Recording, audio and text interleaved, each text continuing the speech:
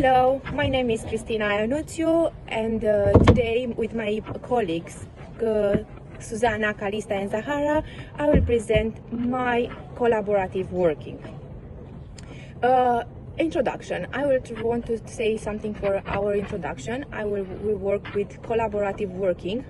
Healthcare professionals are said to cooperate when they take on complementary tasks, work together and share decision making and problem solving duties to design and carry out patient care plans. CARE Act 2014.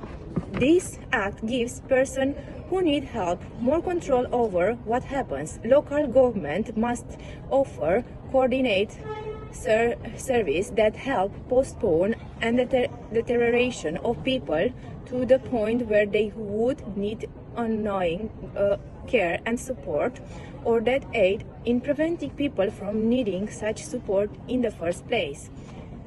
The professional and care standards.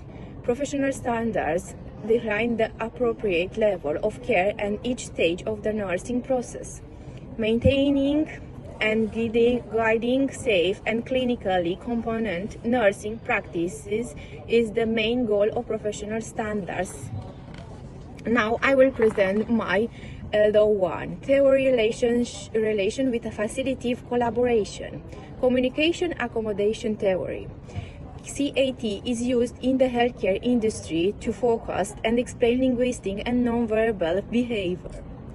Changes that patients and healthcare professionals make to their encounters, frequently increasing, maintaining or decreasing social distance. CAT covers the behavioral techniques used to modify verbal and nonverbal behavior, include speaking rate, eye contact, and gesture. Now the theory relation with facilitative collaboration. Hegman model of teamwork. This is considered the most comprehensive and well-known model regarding the research on occupational characteristic and involvement in various occupational activities. Maslow theory of motivation.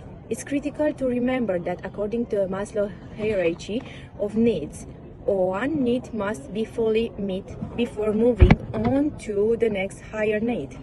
Food and water requirements are the lowest level of demands or psychological necessities. Health and professionals strive to fulfill in their social needs by forming a relationship with co-workers, superiors and subordinates at work. Now, for LO2, the Susanna will be present managing professional relationship and conflicts in improvement. Hello, my name is Susanna Manoli, and together with Cristina, Calista and Zahara, I would like to continue our work. So I would like to speak about managing professional relationship, conflicts and improvements. So for professional relationship is effective options, safely and quality on NHS department on management, doctors' ability to get along well. So because my result in high mortality rates, so near miss, poor staff performance and low patient satisfaction, and poor working relationship may substantially impact the quality of healthcare. So, for example, there is a burden of healthcare workers, as indicated by the psychological and emotional restriction and bad actions such as low self-estimate, reduced position for their work. So, sadness, self-harm, and sense of helplessness. So I also like to speak about approaches of conflict management. There is big conflict if there are several persons they are connected in the same manner. I mean, is the too many people that they are thinking at the same manner. So conflict management is the identifying like issues, resolving that fairly. and effectively work. Sorry about that. So, for example, is avoiding strategies, accommodation, compromising, collaborating. So it is not going to work. So that was my LO2. So I would like to give my colleague Kalista. I'll pass to my colleague Kalista, which she is going to speak about the importance of developing professional relationship and barriers and solution. Thank you. Good day, everyone. My name is Kalista Obuja. My ID number is N303 49677. I am here to do my presentation with my colleagues, Christina, Zahara, and Susan. First of all, my colleagues have already talked about the LO1, which is theories relation with facilitative collaboration, and secondly, they've talked about managing professional relationship. And I'm here now to talk. The second person has talked about managing professional relationship, and I'm here now to talk about the LO3, which is the importance of developing professional relationships, its barriers and solutions. First of all, I have to introduce my work by what is collaboration, professional collaboration. Just two or more people coming together to work together to achieve a common goal. So what are the importance of these professional relationships? The importance of it cannot be overemphasized because it has many benefits. One, it increases patient outcome. When professionals, healthcare workers work together, it increases patient's outcome. It increases also person-centered care. It also increases it brings about increases different skills. It increases your interprofessional skill, increases communication skill, it increases your knowledge. It increases your knowledge, and it also increases your personal professional development. By the time you work together with different talents, and then you add to what you have already. So there's no way you work together with different talents. There's no way you will not add to what you have already. Another one is also it increases job satisfaction. It increases job satisfaction. The importance of it cannot also be emphasized because it is said that the healthcare workers, when they work together, when they come together, take a complementary task like working together, also engaging in a decision making task or problem solving tasks. It is being said that they work together, they work effectively very well in order to carry out their patient's care plan. What are the when you work together, when the healthcare professionals work together, then it lowers morbidity and mortality. But when the opposite is the case, then it brings about the poor patient care, and it increases casualty and also poor organizations and less production. Another thing I need to talk about is what are the common barriers of working, of collaborative working. We all know that maintaining and building professional relationship is not easy, but it needs skill, it needs time, and it also needs effort. So what are the barriers? The barriers: lack of staff. Number one, when there is lack of staff, then the workers will tend to do too much. There will be too much load on the workers, and when there is too much load, they won't be able to deliver a quality outcome because all they will be trying to do is to rushing to finish the job. And when they are rushing, then mistakes can be there, and it will bring low production. Another thing is time. A professional relationship needs time. It needs quality time. Quality time is the only thing that can make it to work well, because in this time also, anything that can bring out a better outcome needs quality time. When you give it that time, the time it needed, then you'll be able to, the production will be high.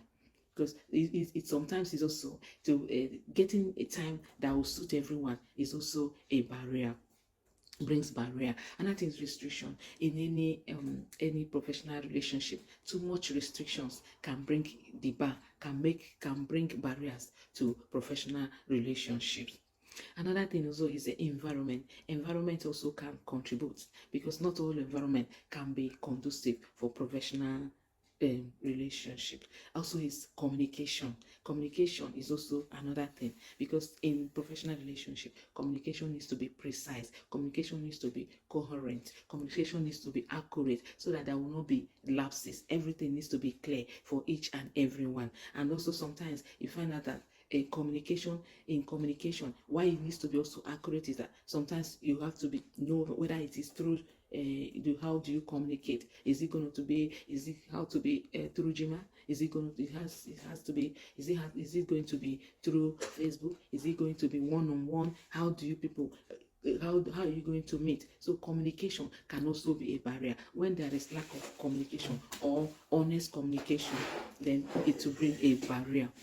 Another thing also, it can be linguistic. If there is not a common language, when there is not maybe common language, the person, someone might say, I cannot understand what they're saying, or I will not speak well. All this also brings barrier. How do you overcome these barriers? One is, especially in the healthcare industry, it needs empathy.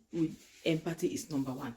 We need to reflect on other people's emotions. Just like Schroeder said in 2022, he said that empathy is number one. In healthcare industry, no one we can't do without empathy, because it's the empathy that will make you to feel for someone. It's the empathy that will make you to look at it in another person's perspective. Another thing is self. When we have self cannot make a professional relationship to work appropriately, because we need to remove everything about self and then look at the world in another person's perspective. And as Frida also said, we need to also be mindful of the communication, mindful of what is being said, mindful of the body language, mindful of the eye contact. All these things, according to Schroeder 2022, is all important. And we also know that to have a quality and a good relationship, it needs respect, it needs self-awareness, it needs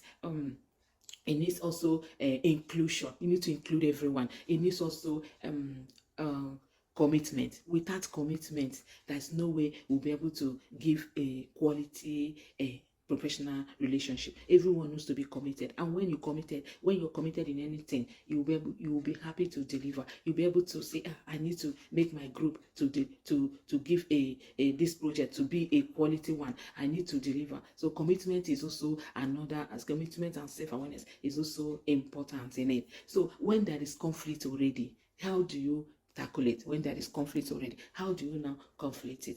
How do you manage the conflict? Number one, also, I need to talk about is managing the conflict. Don't even try to start remembering the past, because when you start remembering the past, then which means you're adding, the person is adding more fire to the storm, to the issue. So just don't. The person should focus on solving the problem, how to solve the problem. That's what the person will focus on. And another thing also is also the person also focus on you can seeking to compromise. If there is any way you can compromise in order to make it work out, then you compromise. And another issue also is empathy. We still need to be empathy. It is number one. When you are empathy, you'll be able to relent, be able to relent. When you have the empathy, you'll be able to say also, when if you maybe you are you did it wrong, or we are to a fault, you can also admit that, oh, you did it all wrong, you admit that, and what is supposed to linger for a long time will now be just in a minute, everything will stop. So the managing conflict is you need to compromise, you need to remove self, you need to remove you just need to have that empathy. If you have that empathy and focus on how to solve the problem, everything will work out well. These are all I need to talk about my importance of developing professional relationship, is barrier and the solution. Thank you. And my colleague Christina will be coming to talk on the case study of collaborative working and its evolution. Thank you so much. Hi, my name is Zahar Rehan. One of our cases study is about how this King's Fund has working in issue relating to poverty and health. For example, tackling poverty, paying staff the real living wage from the earlier these years, and a few more. The Center for the Progressive Policy has published articles discussing obesity and underserved communities. Evaluation. It has been seen that collaborative working result in improving the service of the healthcare sector. The King finds collaborative with National Health of England has shown how this fund have altered the policy of this health sector with result in relieving poverty. Thank you for listening.